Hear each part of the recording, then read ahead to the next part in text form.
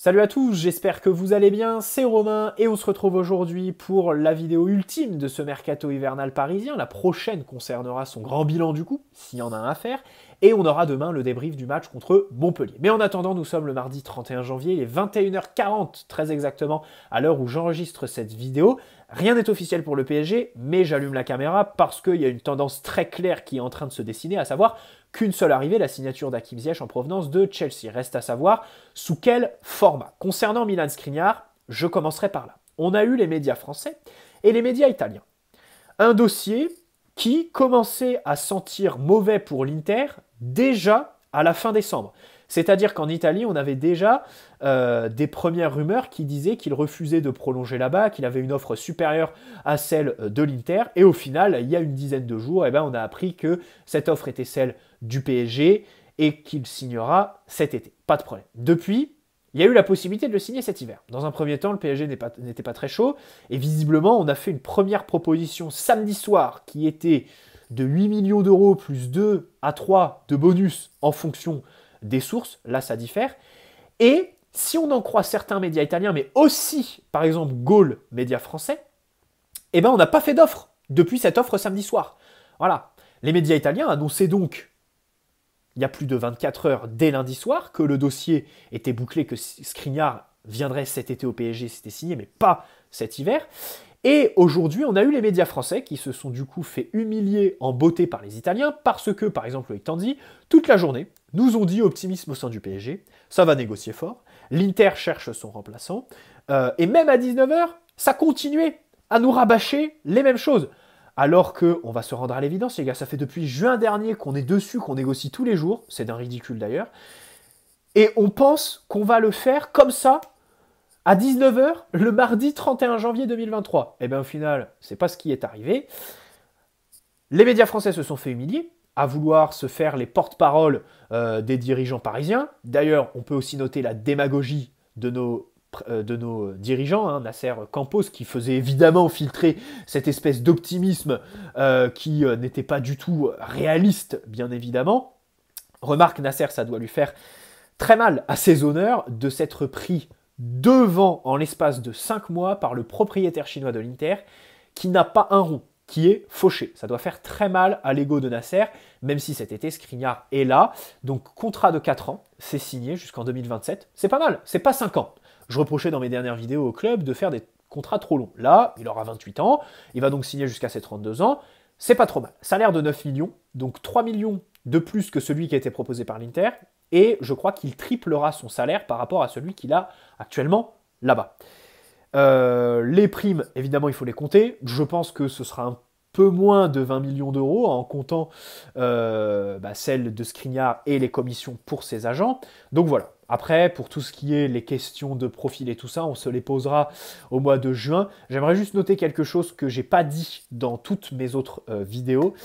C'est que on est très content de le voir signer parce que c'est un joueur d'expérience qui a une très très belle culture défensive, hein, rigueur au duel, capacité d'anticipation, défense dans la surface. Mais c'est un joueur qui est assez lent, qui joue dans des équipes au bloc relativement bas, et donc en Ligue 1, face aux attaquants, aux ailiers, qui sont assez virevoltants, électriques dans notre championnat, je pense qu'il se fera prendre dans son dos plus d'une fois. Voilà. Mais en Ligue des Champions, quand du coup on sera acculé, qu'on va prendre 15 tirs par match et qu'il faudra défendre comme des vaillants, là, il sera là. Voilà. Je pense qu'en Ligue 1, il y aura 2-3 moments où on le retrouvera par terre ou à défendre en courant vers son but. C'est simplement ce que je voulais noter. Pour tout ce qui est éloge, bien évidemment, vous les retrouverez dans les vidéos que j'ai sorties sur lui la semaine dernière. Bref, donc aujourd'hui, la journée a commencé très fort puisqu'on a annoncé pas 2, mais 3 joueurs. Carrément, ça nous disait Skriniar et Ziyech, on est confiants et on pourrait même sortir un 3e joueur de son chapeau chez Luis Campos, qui serait un attaquant un petit peu plus axial, ce qui aurait été un vrai désaveu pour Hugo Ekitike. Au final, aucun nom n'a filtré aujourd'hui, ça devrait pas se faire. Hein. Bon, s'il y a un nom qui sort et qui est signé comme ça, je ferai une vidéo demain, mais franchement, je n'y crois pas du tout. Du côté de l'Inter, donc on voulait son remplaçant, c'est ce qui filtrait dans les médias, avant de laisser partir Skriniar. Ça a négocié avec Demiral, défenseur de l'Atalanta qu'ils affrontent ce soir, donc ça aurait pu négocier dans le stade pour faciliter tout ça. Au final, ça ne s'est pas fait. Cet après-midi, ils ont contacté le Bayern. Tenez-vous prêts pour signer Benjamin Pavard. Alors, tu te dis, le Bayern a recruté Cancelo, il pourrait laisser partir Pavard, du coup, c'est le même poste. Je répondrais, Cancelo, c'est que un prêt, donc pour l'instant, ils n'ont pas d'obligation financière en matière d'amortissement, compensation. Et surtout, ils sont complètement cons. L'Inter est vraiment... Notons ce club, mais complètement abruti, d'aller sur Benjamin Pavard, passer des heures cet après-midi à négocier, puisque c'est ce qui a été fait selon Loïc Tandy, alors que le Bayern est notre futur adversaire. Qu'est-ce que vous voulez que le Bayern fasse partir Benjamin Pavard à l'Inter, alors que un tel mouvement nous permettrait de se renforcer en signant Milan Skriniar du coup? Bref, c'est complètement idiot, mais on n'en est pas à notre première à Milan, parce que, n'oublions jamais, sur ce dossier, on peut tout dire. On peut dire Skriniar aime l'argent, Skriniar vient au PSG pour le contrat. Mais dans tous les cas, à la base des bases, Skriniar, il attend une prolongation sur toute la saison dernière. Prolongation qui n'arrive pas. En juin, l'Inter le met très clairement à la porte. Il, gentiment, se met d'accord avec le PSG. Le PSG propose 50 millions plus 10 de bonus. Ce qui était clairement surpayé. 50 millions pour un an de contrat, c'est plus que surpayé. Il refuse. Ok, pas de problème. Ça dure tout l'été, aucun autre club vient pour faire un jeu de surenchère. Nasser prend le dossier en main dans les derniers jours, ça passe pas. Skriniar reste. Ensuite, ça nous dit qu'ils sont confiants pour une prolongation. Mais Skriniar, il n'a pas oublié qu'il a été mis à la porte. Qu'on n'a jamais proposé la proposition de prolongation qu'il attendait de l'Inter Milan la saison dernière. Et au final, donc, il répond favorablement au contrat du PSG pour qu'aujourd'hui, son club le retienne au dernier moment pour 5 pauvres millions d'euros qui diffèrent par rapport à leurs exigences et la proposition du PSG. C'est, disons-le, lamentable. Maintenant, on peut aussi en vouloir PSG. Pourquoi ? Parce que de notre côté, on n'est pas supporter de l'Inter. On s'en fout de comment notre club est géré, on s'en fout si notre club n'a pas un rond ou pas. Parce que là, du coup, au final, il se retrouve avec Skriniar, qui n'a plus le brassard, qui est en tribune ce soir contre l'Atalanta, qui va avoir 6 mois compliqués vis-à-vis des supporters, vis-à-vis de ses performances aussi sur le terrain, et de ses coéquipiers. Voilà. Donc, c'est très difficile. Mais nous, on n'est pas supporters de l'Inter, comme je disais. On se retrouve à affronter le Bayern avec la charnière Marquinhos-Ramos. Parce qu'on va pas se mentir, Kimpembe ne sera pas prêt pour le match aller. Peut-être pour le retour, et encore. Donc on aurait bien aimé voir Skriniar. Ou alors un plan B. Moi, c'est ce que je reproche franchement au PSG sur ce dossier. Je suis très content de la signature de Skriniar, même cet été. Bon, écoutez, pour la seconde partie de saison, j'attends quasi rien de toute façon de mon club. Maintenant, ça fait quand même depuis juin dernier qu'on est dessus. On n'a pas eu un seul plan B. Là, c'est-à-dire qu'on s'est retrouvé à faire une proposition samedi à l'Inter. Et on n'a même pas une solution pour faire un espèce de prêt sur 6 mois, je sais pas, pour essayer de se renforcer, pallier les blessures de Kimpembe, de Mukiele, je sais pas trop quoi. Et puis surtout, Skriniar va venir 1 an après le début des rumeurs, des tractations avec lui. Donc ça va renforcer la pression sur le joueur, avant tout. Parce que le mec, il va vraiment être attendu comme le Messi. Hein. J'espère qu'il va pas se trouer dès son premier match.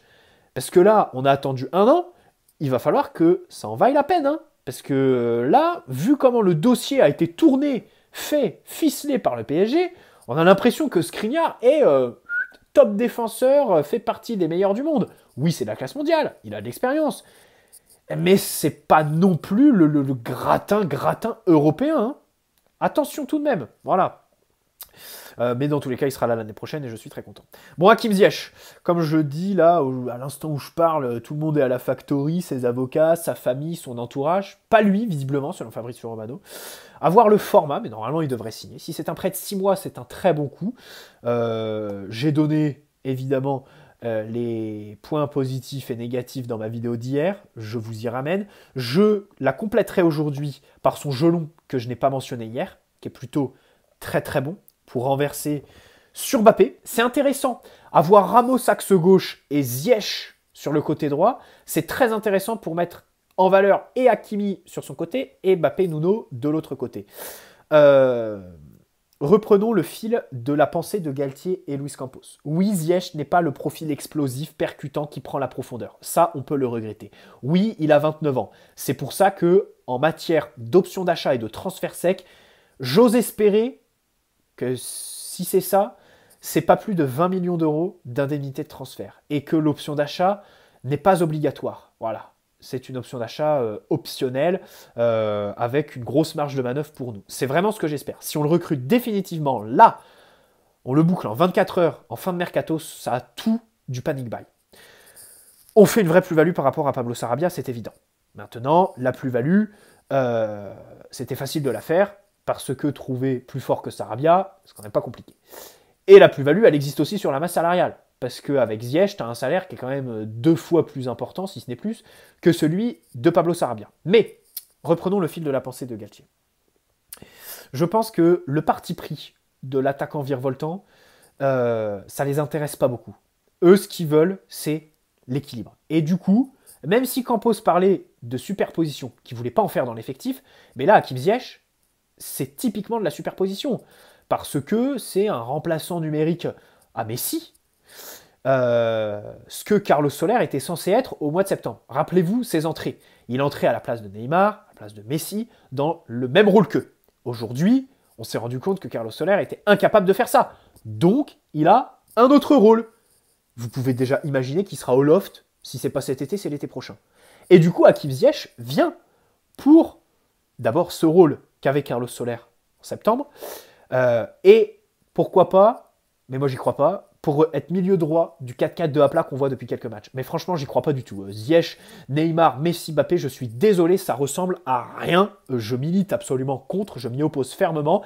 À la limite, l'imaginer dans le 11 titulaire, ça peut le faire en tant que relayeur du 4-4-2 losange. Mais si tu reviens au 3-4-3, je vois pas où est-ce qu'il aurait sa place. Maintenant, on le voit, Neymar est un petit peu cramé. Messi, il faut se rendre à l'évidence. Messi ne peut pas finir les matchs. Voilà. Messi, contre le Bayern, il faudra le sortir, avoir les couilles de le sortir, au moins à la, 65, allez, à la 75e, et dans l'idéal, à la 68e, 65e, s'il fait un mauvais match. Après, s'il fait une masterclass, on le garde. Mais voilà, je pense que Hakim Ziyech vient en sortie de banc, et puis sa situation à Chelsea fait qu'il accepte cette situation. Bon, pour l'instant, on n'a pas le format, mais moi j'espère que si on le recrute définitivement, le contrat c'est pas plus de 3-4 ans, que l'indemnité de transfert n'est pas plus de 20 millions, sinon c'est un mauvais coup, et dans l'idéal, j'espère que c'est un prêt pour 6 mois avec une option d'achat qui du coup est à notre avantage. Voilà mon avis sur le format, la formule à adopter concernant Hakim Ziyech. Je suis quand même hypé parce qu'il a le niveau technique. Je trouve que voilà, là, on réduit le gap entre les remplaçants et les titulaires devant. Et je trouve que c'est quasi miraculeux de recruter un joueur de sa trempe pour un rôle pareil en fait. Parce qu'on va pas se mentir les gars, c'est pas possible d'imaginer Ziyech titulaire avec Messi, Mbappé et Neymar. À un moment donné, il faut se rendre à l'évidence en fait. C'est même pas la solution. On peut militer pour sa titularisation, on peut être marocain et le vouloir dans le 11, mais ça empirerait tous les problèmes qu'on voit aujourd'hui en fait. Donc ça sert à rien. Et alors par contre lui, ça m'a étonné parce qu'il veut absolument venir. J'espère qu'on l'a prévenu que, enfin, s'il vient, c'est clairement pas pour être titulaire. Ou alors s'il est titulaire, ça dure 3 matchs et après terminé. Hein. Voilà. Sachant que Messi, Neymar et Mbappé ne sauteront jamais pour Hakim Ziyech. Bref, voilà. Keylor Navas à Nottingham Forest en prêt, donc c'est fait. Bah, écoutez, hommage à Keylor Navas. Hein, c'est dommage de le voir terminer là-bas. On n'oubliera jamais ses campagnes de Ligue des Champions, ses arrêts multiples et exceptionnels contre le Barça, le Real en phase de poule, sa blessure entre guillemets, pour la demi-finale contre Leipzig lors du Final 8 qui, j'en suis persuadé, était diplomatique pour offrir à son pote Sergio Rico une demi de Ligue des Champions. Bref, Keylor, c'est un bon gars, c'est un excellent gardien qui a marqué l'histoire du club, même si on l'a vu sur un laps de temps relativement court. Mais moi, j'aime bien ce genre d'histoire où du coup, c'est court, c'est très intense, mais il y a quasi que du positif à retenir de lorsqu'il était sur le terrain. Voilà. Après, il y a eu Donnarumma qui a été signé. Évidemment, prolonger Navas un mois avant sa signature, c'est n'importe quoi. C'était Leonardo, mais on ne reviendra pas là-dessus. Et du coup, il se retrouve sur le banc. Mais il n'y a jamais eu de contre-performance de la part de Keylor Navas. À part peut-être au mois de novembre 2021. Voilà. Quand c'était encore l'alternance avec Donnarumma. Là, Navas avait peut-être une baisse de régime, mais sinon, quand il était sur le terrain, ça a toujours été un gardien exceptionnel. Et moi, j'aime bien ce genre d'aventure, en fait, desquelles on retient sur le terrain que du bon, que du positif. Après, c'est dommage que voilà, sa mise sur le banc et tout ça soit venu entaché. Ayman Kari, près d'un an et demi, avec une option d'achat. Ça, on peut le regretter. Et une clause de rachat pour le PSG. Voilà, comme sur le dossier Xavi Simons. Ça, c'est selon Fabrizio Romano. Bon, écoutez, moi, je m'en plains et je comprends pas. Là, sur les 6 prochains mois, je pense pas qu'il aura beaucoup de temps de jeu, comme je le disais. Mais par contre, sur un an et demi, y a moyen que Lorient se rende compte de son talent et du coup lève l'option d'achat. Bref, on verra. Finissons avec le match de demain soir contre Montpellier. Neymar n'est pas là pour fatigue musculaire. C'était prévisible vu l'abattage qu'il a eu contre Reims dimanche soir, quand Messi et Mbappé campaient. La gestion est nulle. Franchement, la gestion, là, c'est nul. Parce qu'il s'est fait éliminer avec le Brésil, il était blessé, on savait. On l'a fait jouer contre Strasbourg, pour ensuite, officiellement, c'est le club qui l'a dit, c'est pas les médias, attention. Donc, Galtier l'a fait jouer contre Strasbourg, pour ensuite lui laisser 15 jours de repos pour soigner sa cheville. Ça voudrait dire qu'il a joué Strasbourg avec une cheville qui n'était pas guérie. C'est n'importe quoi. Ensuite, contre Angers, tu le fais enchaîner, contre Rennes, contre Riyad, contre la Régionale 1 lundi, tu le laisses les 90 minutes, c'est de la pure folie. Contre Reims, pareil, tu le fais jouer 83 minutes. C'est pas surprenant de voir la fatigue musculaire et un Neymar qui, du coup, on l'espère, va pas arriver contre le Bayern cramé. En parallèle, t'as Messi. Messi qui se promène, qu'on a clairement rien à branler, à qui t'as offert le match de Coupe de France pour qu'il aille tranquille en Suisse au ski, et qui, par-dessus le tout, va arriver avec un manque de rythme contre le Bayern. Parce que les gars, ça fait des mois qu'on le prévient et qu'on le prédit ici. Contre le Bayern, je vous dis, peut-être qu'il y aura un éclat. Il marquera peut-être un coup franc, il fera peut-être une superbe passe décisive où il marquera un but. Mais dans son contenu, je pense que Messi ne fera pas un gros match. Parce que déjà, physiquement, le mec n'y est pas du tout. Il en a rien à foutre. Il en a rien à foutre.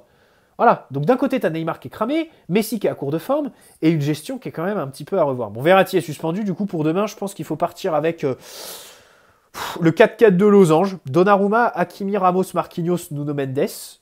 Au milieu, je mets Danilo en point de basse.